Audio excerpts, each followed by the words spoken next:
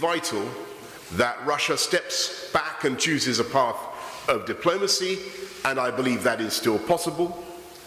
We are keen to engage in dialogue. Of course we are, but we have the sanctions ready, we're providing military support, and we will also be a firm and enduring ally of Ukraine and a supporter of Ukraine's territorial sovereignty and integrity. Thank you all very much. Дякую, шановні колеги, журналісти, пан президент, пан прем'єр-міністр готові відповісти на кілька запитань. BBC, please. Just wait for your mic. Good afternoon, gentlemen. Prime Minister, first, have you done enough to survive? Have you done enough to persuade enough colleagues to rescue your premiership? And on the issue of Ukraine, why should the international community take your diplomacy seriously when you're so preoccupied at home, when you put talking to MPs ahead of talking to President Putin? And Mr. President, if I ask, do you believe that the Prime Minister and his American allies are exaggerating the threat from Russia? And can you also tell us more about this new tripartite relationship between Ukraine, the UK and Poland? Thank you. Let me go first, James, and just say that my focus is entirely on delivering on the priorities of the British people, and they include ensuring that we are secure in our relations with our friends and allies, and that our friends and allies are secure.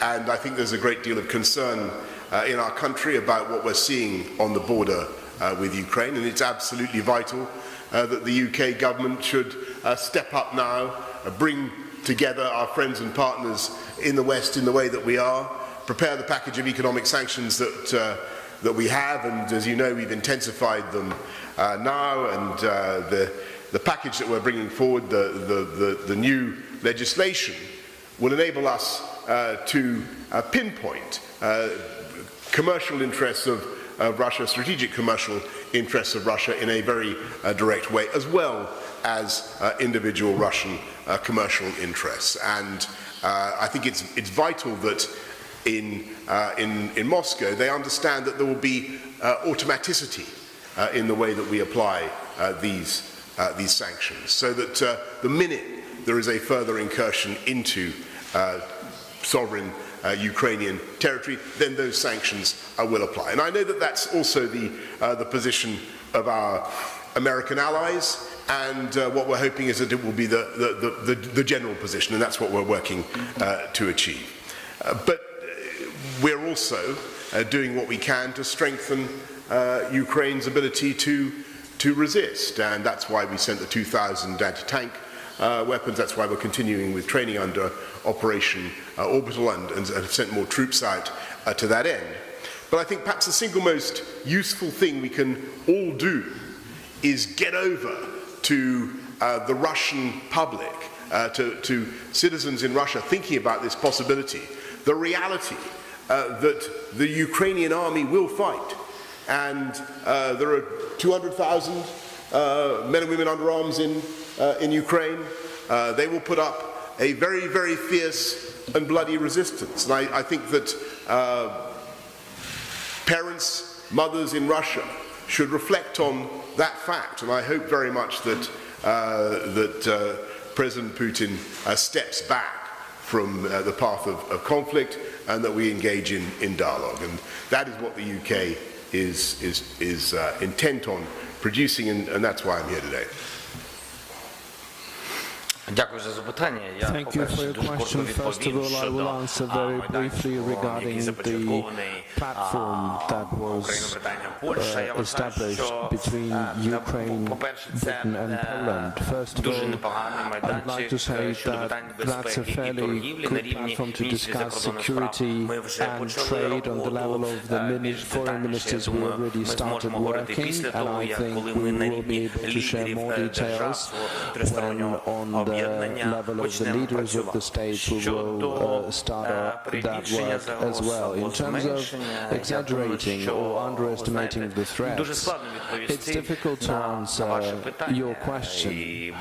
And Boris mentioned this. No one can predict or know what will happen next. No one gives 100% assurance or guarantees to anyone, especially us, the people who back in 2014 could not have even expected to have the war on our terrain and for our territories to be occupied, that we would have war conflicts and that we will suspend relationship with our neighbors, towards whom a large percentage of Ukrainians have had good sentiments, because we had joint families, there was joint business, there was joint history, many other things that we don't have any longer, and this is in the past. So how can you surely say that someone is underestimating among the European leaders that there will be escalation and others are exaggerating?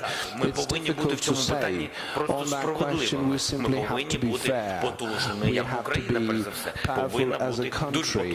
We have to have a very powerful army and count on ourselves. We have to be prepared for bad things, and this is true. This is what we're doing. No matter what allies and unions we have, and we're very open to new unions and alliances, and our doors are open, our windows are open for that, but we don't know when that will happen. And that is a very big risk for Ukraine.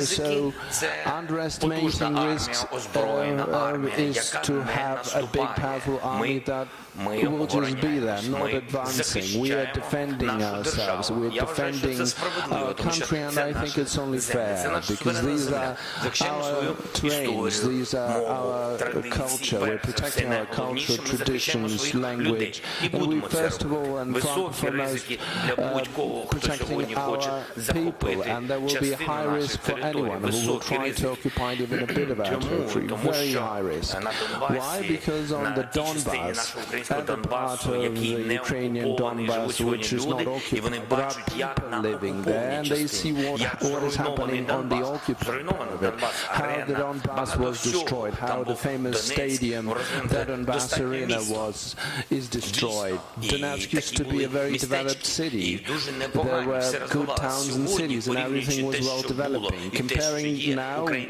what they have now and what they used to have, Ukrainians can see what can happen. This is why they're going to stand until the very end. And therefore, I think that's a very important argument that Boris also mentioned. It's an important statement that Russians should hear us. They should listen and understand that the war is something no one really needs, but at the same time we have not invited anyone to come and visit us with the weapons in their hands. Our country has changed since. Our society has changed. Our army is different. Many various changes have happened, and the occupation of a city or a territory will not happen. Unfortunately, there will be a tragedy in case of powerful escalation against our state. And therefore I'm being very open. This is not going to be a war of Ukraine and Russia. This is going to be a European war, a full-fledged war, because no one is going to give away territories and people any longer. Interfax, please. Good evening, Interfax Ukraine, Irina Kardas. My question to the President of Ukraine regarding the Minsk Treaty. Is it possible to implement Minsk Agreement? Is it possible to have a fully fledged implementation of Minsk Agreement? Thank you for this question. I don't even remember who signed Minsk agreements, but I know for sure who should be implementing them. We are the country responsible for this, and we are responsible for any documents and treaties that have been signed. We're being very dutiful and responsible regarding this. We understand what Minsk agreements are. They have been created by the Normandy format, and these days a Normandy format, luckily or not, is the only format that works, that allows the leaders of the countries to meet. So the advisors, as we have seen, have met, and in the result of this less firing, less tension has come to be. Of course, we cannot resolve all the questions, but nevertheless, on the Minsk group, they agreed about ceasefire regime. And no one is saying we don't have wounded or completely have stopped casualties and deaths. Unfortunately, this still happens, but the degree of this has been reduced, which is very important, because someone is making these agreements, someone is sitting and working 24/7 for this to happen, and no one says thank you for that. Only the parents who have saved the life of their children because of these agreements will say thank you. I'm not saying this is an ideal situation, and this is the only platform for negotiations. Do you know any other ones? Tell me. We are working and fighting for at least something to be efficient and to work. We call upon the leaders of our countries to meet in the Normandy 4 countries, and we understand which leader has not yet made up his mind to meet or not. We're doing all it takes. Someone looks at this and says, well, you're doing something, and others think that everything is possible if we pursue this path. And on a daily basis, when they meet in the Minsk format on the Normandy, you have to understand that these meetings can bring about less tensions, and that if it hadn't happened, people could have died, more people could have died. That's why it matters. This is why I don't want to talk about Minsk agreement items. We can have different attitude to these items and to the sequence on how they need to be implemented. But we are adults. We are adult boys. We need to do something that can deoccupy our territories, something that at least protects our country in one way or the other. That's what I mean. On the other hand, in parallel, believe me, we're doing a lot of negotiations and talks regarding the trilateral formats, regarding bilateral contacts with the Russian Federation, and that isn't easy. But no one is complaining. We will still win in this case. We'll win. BA, please. Thank you very much. Prime Minister, you stressed the need for dialogue with Russia, but the crisis in number 10 caused you to delay or even cancel your talks with Vladimir Putin yesterday. Will you help draw a line underneath the saga by committing to publish the full grey inquiry, including any of the 300 plus pictures she might submit, or you keep the public in the dark? And President Zelenskyy, what more do you want from the UK to help you fight Russian aggression? Would sanctions against Vladimir Putin personally be of help? And do you think the UK is doing enough to tackle dirty money from the Kremlin being laundered through the City of London? Thank you very much. Yes, of course we'll publish everything that we can as soon as the process has been completed, as I said yesterday. And on your point about Vladimir Putin, and I think somebody asked a question earlier. I'll be talking to President Putin tomorrow, and somebody said, you know, were we exaggerating the threat? Were the US and the UK in any way trying to big this up? And I've just got to say that is not the intelligence that we're seeing. This is a clear and present danger. And we see large numbers of troops massing. We see preparations for all kinds of operations that are consistent with an imminent military campaign. And the reason we think it's so important for the UK to take the role that we are in trying to bring the West together is because, yes, of course it's about Ukraine, and that matters deeply to us. But this is about something even bigger, I'm afraid. It's about the whole European security architecture. Because be in no doubt about what I think President Putin is trying to achieve here. I think that he is trying, by holding a gun, as it were, to the head of Ukraine, by intimidating Ukraine, to get us to change the way we look at something that was absolutely fantastic. When I was a young man, the Berlin Wall came down, we had the doctrine of a Europe whole and free. Any country could choose its independent, sovereign destiny in the whole of the European landmass. That was a fantastic thing, a fantastic thing. And I think what is happening now is that President Putin of Russia is trying to undermine those immense gains and to redraw the security map of Europe and to impose a new Yalta, new zones of influence. And it wouldn't just be Ukraine that was drawn back into the Russian sphere of influence. You've got to think about Georgia, you've got to think about Moldova, other countries. And so this is absolutely critical, this moment. It's vital that we stand together with Ukraine in the way that we are. And that's why all the measures that the UK is putting in place, I think, are so important. That's why we'll continue to work very hard. But, you know, I've just got to repeat what I said. Our view is that time is urgent, and this is something that needs to be addressed now. I'm sorry, would you mind repeating your question, the part that you addressed to Mr. President Zelenskyy? I didn't hear the first part of the question, please.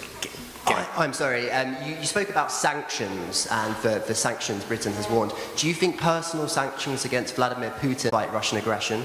And do you think the UK is doing enough to tackle the dirty money linked to the Kremlin being washed through the City of London and banks?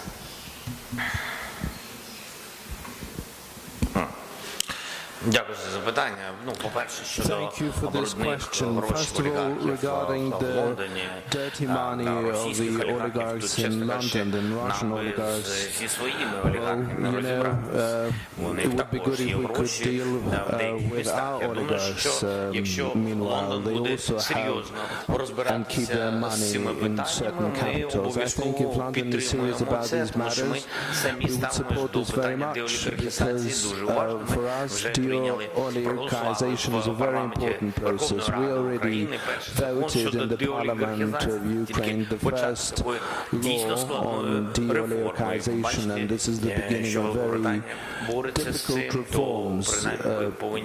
Since Britain is combating this phenomena, you have to understand that it's not easy going here as well. They shouldn't be impacting and influencing the economy of the country, not to mention the politics. This destabilizes the situation domestically, and I would like to say that for Ukraine, the most important these days is a stable situation inside the country, because you can influence us and escalate only when the country is weak. Structures and entities that launder money or take the money out of the country or impact the media environment or political environment, political conjuncture, the economy of the state, or big business which manipulates large companies is dangerous for the country, and it creates weakness. Weakness of the power means weakness of the institutions, and the institutions are weak, the state is weak, and this weak state cannot protect the citizens. And when this happens, the degree of escalation becomes the highest and the most dangerous. That's what it is about. In terms of how sanctions could stop the escalation, preventive sanctions, and if you're asking me, I would say that they would work if they are introduced prior to escalation, if I understood your question properly. Would they stop the escalation? So let's introduce them first, let's impose them first, and then we'll see. Ukrinform, please.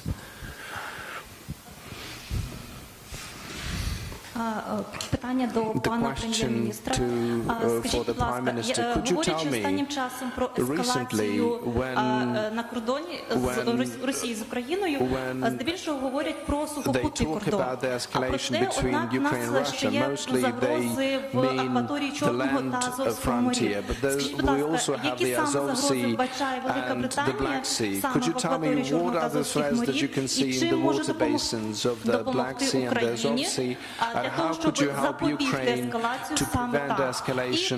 І питання до президента Володимира Олександровича. Буквально кілька днів тому Російська Федерація заявила про нібито відведення частини військ від російсько-українського кордону. Скажіть, будь ласка, за даними власне української сторони, чи дійсно відбулося таке відведення, і яка кількість російського військового контингенту наразі спостерігається на кордонах? Thank you very much. I should have mentioned that we also have a naval agreement with Ukraine, and I believe we've recently done a deal for some minesweepers to help in Ukrainian waters as well. Окей. Дуже дякую. Я просто хочу сказати, що питання розвинутого і розбудованого військово-морського флоту України, я хочу просто додати до, якщо можна, до першого вашого питання, яке було адресовано до прем'єр-міністра Джонсона. Це питання підтримки з боку Великобританії України, а саме будівництво нашого флоту. Це, я розумію, що це не сьогодення, це сьогодні не розблокує і не захистить нас в Чорному морі, не розблокує Чорноморське Азовське узбережжя, але тим не менш це один із потужних кроків. Незалежний флот, який буде дійсно захищати наші береги, захищати акваторію. Тому я ще раз хочу подякувати прем'єр-міністру. Ми розпочали це питання пару років тому, і ми зараз дійшли до практики. Що питання цей військово-морський баз, то що я думаю, що це нам дуже сильно допоможе. Щодо кількості військових, in terms of the number of the troops, I guess your question is not about the occupied territories, but about the border between Ukraine and Russia. I think that's what the question is about. Because we understand that around 35 to 50,000, depending on the point of rotation, is the number of soldiers and equipment which is present in the occupied Crimea,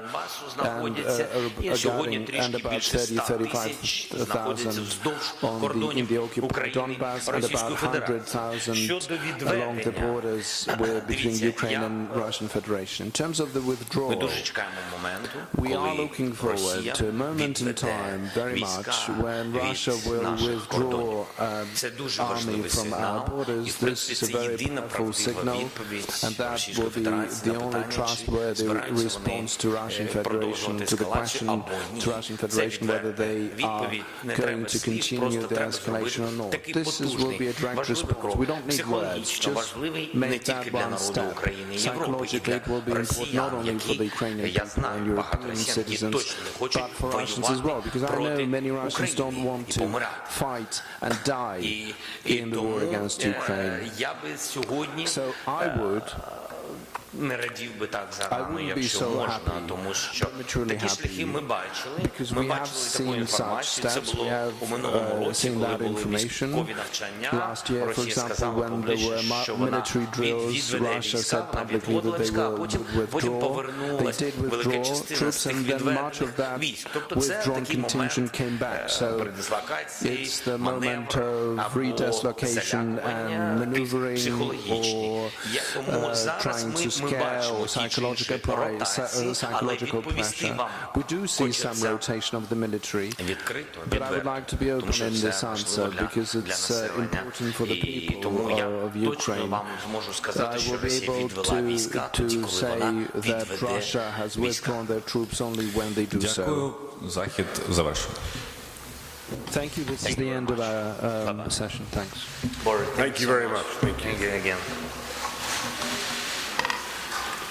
we are free.